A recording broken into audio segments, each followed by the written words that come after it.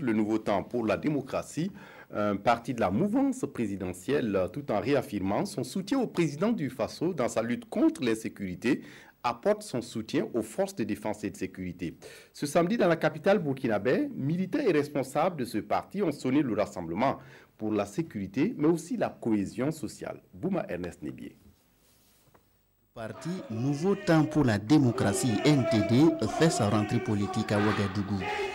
Placé sous le signe de la consolidation des institutions républicaines, de la sécurité et de la cohésion sociale, elle est une occasion pour les premiers responsables ainsi que les militants du NTD de réaffirmer leur soutien au président Roch-Marc Christian Kaboré dans son combat contre le terrorisme.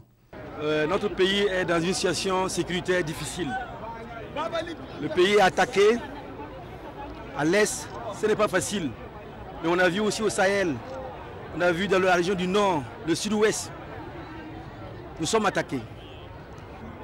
C'est pour cela que nous avons voulu lancer un message fort pour dire que notre parti, nous soutenons le président Roch-Marc Christian Kaboré. Nous voulons dire que nous soutenons l'ensemble des forces nationales de défense pour dire que nous sommes derrière eux et que nous avons foi qu'ils sont une armée de combattants.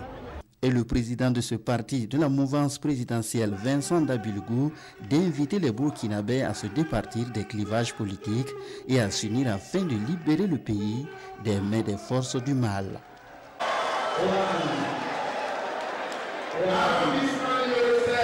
Nous pensons que lorsque l'ennemi est à la porte, le peuple burkinabé, que l'on soit du centre, que l'on soit de la gauche, que l'on soit la droite, que l'on soit Peul, que l'on soit Moussi, que l'on soit, quelle que soit l'ethnie que l'on soit musulman, que l'on soit catholique, que l'on soit chrétien, nous devions nous mobiliser comme un seul homme, parce que la priorité d'abord, c'est libérer le peuple, c'est faire en sorte que notre intégrité territoriale soit respectée.